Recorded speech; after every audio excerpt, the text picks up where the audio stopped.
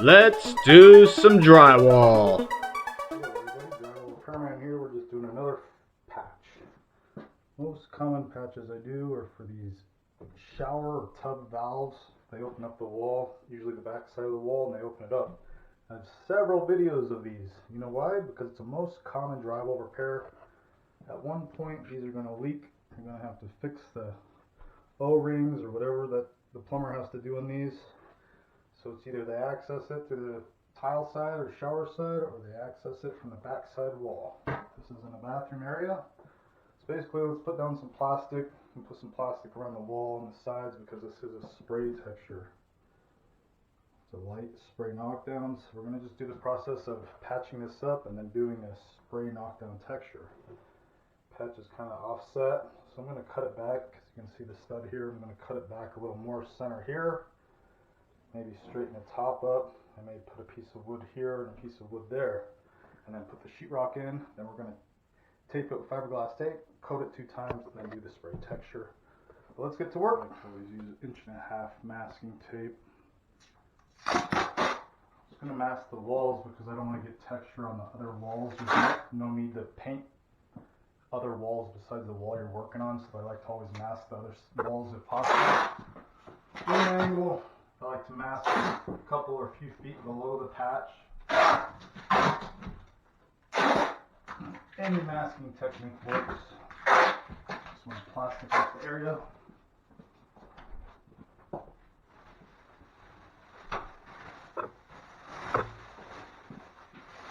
If you can find some cheap plastic, go ahead and buy it. This stuff always changes in pricing.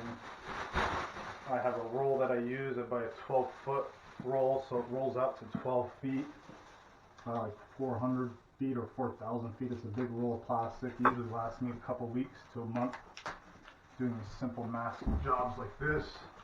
Just lift the tape up, tuck the plastic in. To me, this is the easiest masking technique without having to use paper, a bunch of different supplies.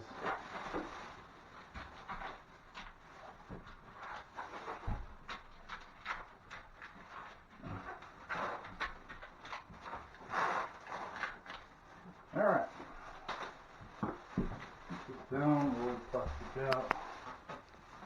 Basic materials you'll need, of course, sheetrock. This is a green piece of sheetrock. Just going to use it because there's plumbing in the wall. Regular 1/2" sheetrock will do. 1/2" sheetrock. Tape measure, nice razor blade. For 1/2" sheetrock, I always use 1.25" coarse screws. So some screws, fiberglass tape. Wood backing, any type works. I'm using these 1x2s, pencil, of course a screw, and basic stuff you'll need. So you kind of want to say, hey, this is a small patch, I can do it myself, but do you have all these supplies? And is it worth you going to buy all these little things? Or do you want to just hire someone and have them do it? Basic supplies have on hand. Let's go ahead and get to cutting the patch. First things first, I'm going to need my razor blade and then some type of level. I'm going to just use a piece of wood to level it off. Alright, like I said, a piece of wood like this is good, so you get a level since this patch was cut out. However, I'm going to level it out, pencil it. The top is kind of zigzag and diagonal, so I'm just going to square it up a little bit better, cut it out. This side's pretty good, the bottom's good. So we're just going to cut that out. Sharp razor blade, I always recommend using a brand new blade. This one just got used one time, so it's still good enough to cut. Basically follow your pencil line that you made, your straight line. You're going to have to score it a couple times. You don't have to go all the way through, you just want to score it pretty deep. Same thing here. It's easier to square up the patch as best as possible before you hang your sheetrock. Right there's center, they call it center of the stud. You don't want to cut past the stud, you want to cut center so you can put a screw in the old sheetrock and the new sheetrock. If you cut past it, then you don't have nothing to screw the old to. So this will be loose and that will be tight. You want both sides tight if possible. Most people think I could just put screws in the center, but what about the top? What about the bottom? The patch is loose. Okay. Clean up the area. It's nice and square. clean it up. Clean it up. Alright, good enough. Alright, backing. You could use any type of backing. 1x2s, wood sheeting, even those little metal tabs work good. Put screws on your outside existing stud. That helps mark your stud and it tightens up the old sheetrock. Since we want center here, we can get one on the side. Let's do one on. That's nice and tight. Looks like this stud goes over a little bit, so I'm going to just get some edge right here just to mark that stud. Since there's pipes in the wall, I'm going to kind of fill in, reach in and look. The pipes are back a few inches, so I'm going to stay away. Piece of wood here. You can go every which way you want. Let's just put one here. You want to get 2 or 3 screws in it because it's still loose even though you got one. So you want one on each side at least minimum. Do one more for extra credit right here in the center. Alright. You can go this way, you can go diagonal, up and down, whatever you want to do. This one I'm going to do the same direction here. Basically the same way as I did this one. You want to use 1.25" screws for 1/2" drywall. You don't want a big old screw sticking in the wall. We just want the screw long enough to go through the sheetrock and into the stud, not past the stud. That way there's no sharp edges sticking in the stud. I don't want the pipe to rub against it on accident. So use the correct screws. Backing's in.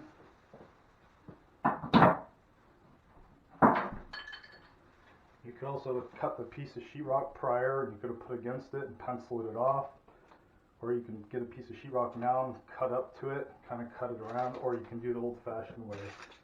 Measurements. Yes, people still use a tape measure. I like to check both sides. 8 1/4. We'll just say 8 1/4. Now go ahead and cut your piece of sheetrock.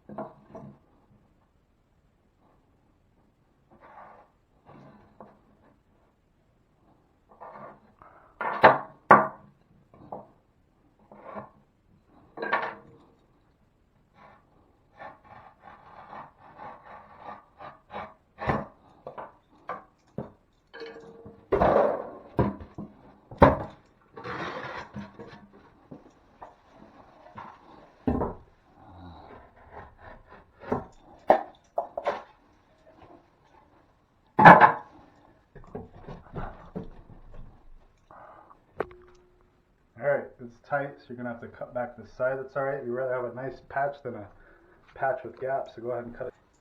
You can also cut back here a little more on your old sheetrock,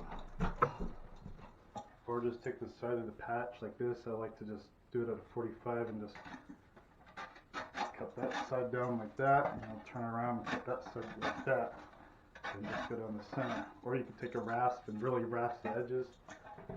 You just want to, it's not going to be perfect. We're making a puzzle piece. All the plumber had to do was keep the original piece that he cut out, or she, and would have made our lives a lot better. So now we have to make our own puzzle pieces. That's why you want to square it up. It makes your life a lot easier to get a square piece of drywall in there. Patches are nice and tight. Make it nice and patch. Just cut it down.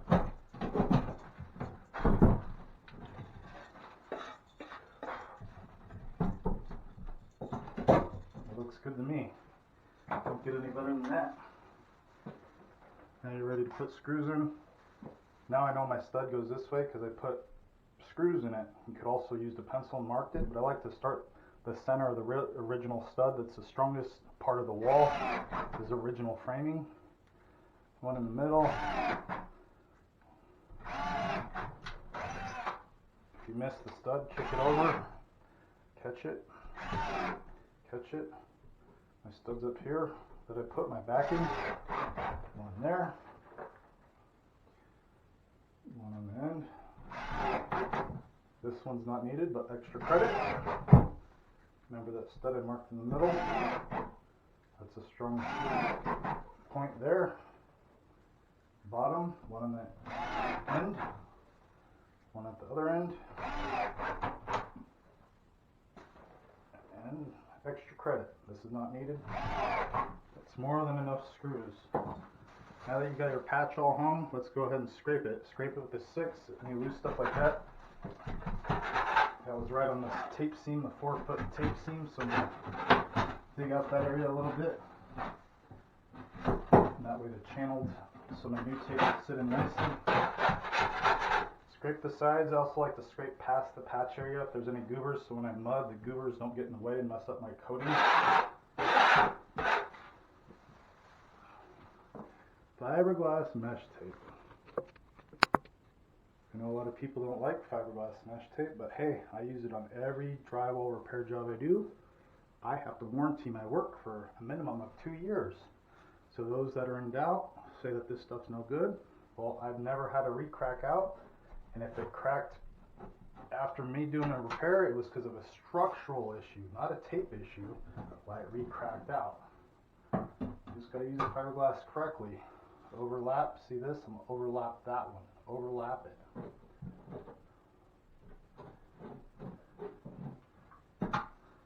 Overlap that one. Overlap the bottom. Push down the tape. Make sure it's sticking. If it's not going to stick well, then you're going to have to use a spray glue. This is not needed, but it's optional. But sometimes I spray dusty old walls a little bit with some spray glue, then tack this on. That just gives it an extra bond so the tape really sticks. If that's all sheetrocked, ready to go, nice strong patch, nothing's loose and existing, nice tight patch. It's probably the strongest part of the wall now. So now you're ready for a first coat. First coats, you're just going to need a 10 or 12 inch knife. I'm going to use a hot mud, 5-minute mud. If you've never mudded before, I just recommend using a joint compound. Joint compounds have to dry overnight, and then you have to sand it, then second coat, and let the second coat dry, then sand it, then do a third coat or texture. With hot muds, I'm going to quick set with 5-minute. I'm going to let it dry in 4 to 6 minutes. Then I'm going to slick it out. Then I'm going to do a second coat. Then I'm going to slick it out. And then I'm going to do a spray texture. Alright, so let's go ahead and get some first coat mud mixed up. Like I said, I'm using a hot mud. If you've never used muds before, don't use hot muds. It's more of a professional grade material. Alright, so let's get this first mud. You don't need much mud since it's such a small patch. Mixed mud, you want it really thick. Thick mud. Use pretty thick mud for first coats. No clumps, no boogers in the mud, nothing. Nice mixed up, creamy thick mud. Take my 6-inch knife. Some mud on your knife and just strike in. Strike in the fiberglass, push the mud in. Go your direction, you're getting the mud inside that gap, inside the mesh of the fiberglass. Same thing, strike it in, strike it in, strike it in. Tape is moving, go ahead and push it down to the opposite direction. Fiberglass, sometimes you'll get these stringies. Pull those out. That's the only thing I don't like about fiberglass is the little fiberglass strings that come off with certain types of fiberglass. That's the only thing I don't like about it. Alright, coating. Most people like to do a first coat with a 10-inch knife, but my go-to knife, I just carry a 12-inch knife. Coat it. Coat it.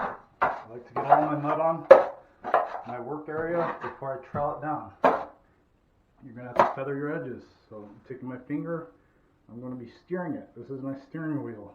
Steering the knife, knife control.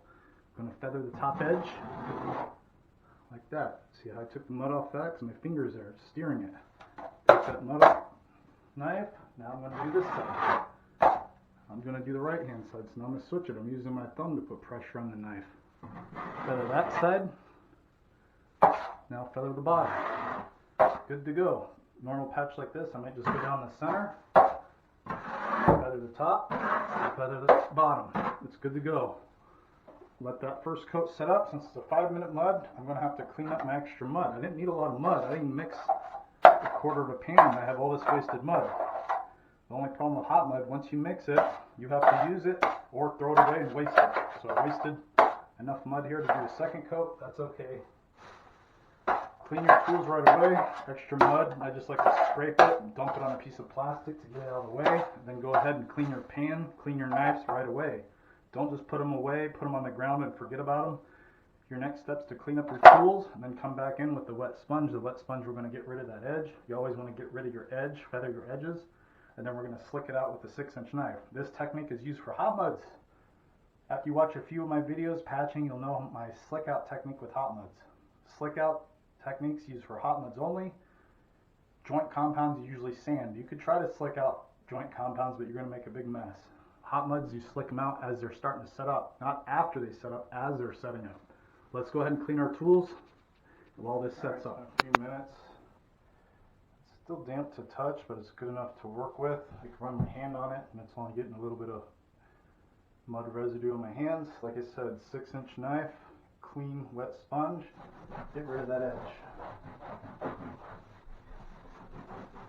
You want to feather that edge nicely. You always do this to get rid of that edge. You don't want to see a patch outline under your texture when you do repairs. Just going over it with the sponge. Now take a clean, straight 6-inch side. Slick it out, slick it out, slick it out. Taking off the extra mud. If you do your slick out technique properly and you left enough mud on there, if you slick it out, it's almost like a second coat. Second coat. Look at that. That's only one coated. It's good enough. I put too much mud on there because I took off extra mud. So I'm not going to put more mud on it. If it was still real rough, I'd have to mix up some more. I'm going to give this a couple minutes, let it set up. In the meantime, I'm going to go get my air compressor set up, get my hopper set up, get my mud. I'm going to use a joint compound to do the spray knockdown. I always use joint compounds for spray textures. I never run hot muds. I worked for companies before where they say, well, we need to get the patch done, textured, and we're going to paint it too for the customer. So they'll make us use a hot mud in the spray, then we spray it and knock it down. The texture will dry faster, but it never looks as good as original because the hot muds are more coarse and gritty looking than a nice joint compound. Joint compound, once you spray it, you just let that texture dry for 24 hours or so. Lightly sand it like a 150 to 220 grit sandpaper, just lightly sand it and primer it, and it'll be a nice, perfect spray texture patch. It's just a light knockdown, so let's go ahead and get this ready while this fully dries. If it's dry, we can texture it now, but I'm going to give it a minute or so while I'm setting up my next step. You don't need such a big air compressor for such a small patch, but this is the one I keep on hand because it can do most, if not all, jobs. Get it filled with pressure. Everybody asks, what's the pressure do you use? I run it full blast. Full blast. I adjust it here on the hopper. I adjust it on this thing here. It's joint compound, I don't need much. Get your hose hooked up, get everything hooked up. It's filled with air. And you're ready to go. So let's go ahead and we're just going to spray the patch. Basically, you say what you just spray it, you pick a pattern. Either you go horizontal, nice horizontal, even strokes with the spray hopper, nice symmetrical strokes, or you can do vertical, diagonal, whatever you want. Just nice consistent spray pattern to keep everything same. Then I like to spray out past the patch so it feathers in nicely. So a little patch like this 1 by 1 now is going to turn into a 3 foot by 4 foot area. To do it properly, that's what it takes. Do a spray patch with a spray knockdown texture. Light knockdown. So basically a knockdown texture, you spray like a splatter, and then you knock it down as it starts to set up. I knock down right away. I know guys that like to wait for the texture to set up, the mud to set up before they knock down, but you want to knock it down right away. I'm going to knock it down with the 6-inch knife. But once I get this spraying, the air compressor may kick on, so it might be noisy, but you got to do it. Once I plug this hopper in, it's going to run all the air out. I'm going to turn it on full blast, and I'm going to blast all the air out of the compressor till the motor kicks on. Then I'm going to adjust it here and maybe spray it on the plastic until I get the dots, the same dot spray pattern on the plastic before I transfer it to the wall. I'm not just going to start spraying the wall because sometimes it sprays heavy or too light, so it's a good spray to start on your plastic or masking area first before you transfer to the actual spray area. let's go ahead and hook up the hose and get this textured out with the spray splatter, and then we're going to knock down the splatter to give it the knockdown look. Like I said, hook up the compressor and we're going to let it run full blast. Hook up your hose. A good hopper has an adjustment valve. Turn it on full blast and drain the tank out of air. You don't want to spray at full blast because it's going to spray at 140 psi. So you want to take half the air, some of the air out of the compressor till the motor kicks on before you start spraying. Don't spray full tank, full pressure. Let the motor kick back on so it's at a consistent air. Full blast is a lot. Alright, it kicked on, so now you adjust it, get your spray pattern.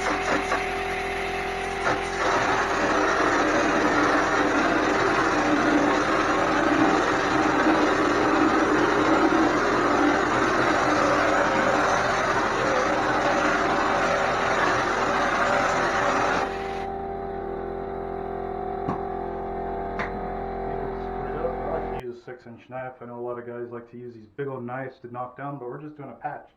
Sometimes too, if your mud has goobers in it, I would like to take the goober out here and there. Sometimes these goobers, if you don't strain your mud like I should have probably did with this one, and you get these little goobers, pull them out. Knockdown, simple, clean, straight inch, 6-inch knife's what I like to use. The big knife has a bow in it. You don't want to knock down walls with a bowed knife. So that's why it's easier to use a 6-inch knife. You have more control over a smaller, straight knife than you do with a bigger knife. So practice with your 6 and just lightly knocking down. See, I'm almost not holding it. I'm not pushing the knife down. The knife is just gliding over the area. The knife is just gliding over the area. Gliding over it. Clean. If you get a bunch of mud on it, clean it with your sponge. Outside edge. A lot of guys like to get rid of this outside edge. Don't get into your texture. You're just getting those little spray dots off that edge so it blends in. Double check everything looks good. You don't want to overly knock it down because you are going to sand this, so any little imperfections, you're going to sand them away. You don't want to make a big old flat knockdown area because you went too crazy with the knockdown. Sometimes if it's a really light, go ahead and pull your plastic, let that patch dry for at least 24 hours. 24 hours minimum with joint compounds, let them dry overnight. Once they're dry, then you can lightly sand the area. A little more effort on the edges to blend them in, new to old. Just glide over it. You're not pushing down hard, you're just letting the sanding block or the piece of sandpaper do the work. You're just kind of fading it in. You don't want to sand away the texture. You just want it to blend in to the spray knockdown. Let's get this area cleaned up, and that's pretty much it for this project. Easy patch. 1 foot by 1 foot patch turned into a 3 foot by 3 foot textured area. Let that spray knockdown dry overnight. Lightly sand it. 150 to 220 grit sandpaper. Primer than paint. Always primer patches. See, I plastic off so I didn't get texture on the wall here, wall there, so they only have to worry about the one wall painting. That's pretty much it. Drywall repair. If you haven't gave me a like, a comment, go ahead and do that now. If you haven't subscribed, definitely subscribe. I have a whole playlist of patches just like this. This is most common job you'll do, most common job I do. I probably do 3 a week of these. That's how common they are. But hey, thanks for viewing.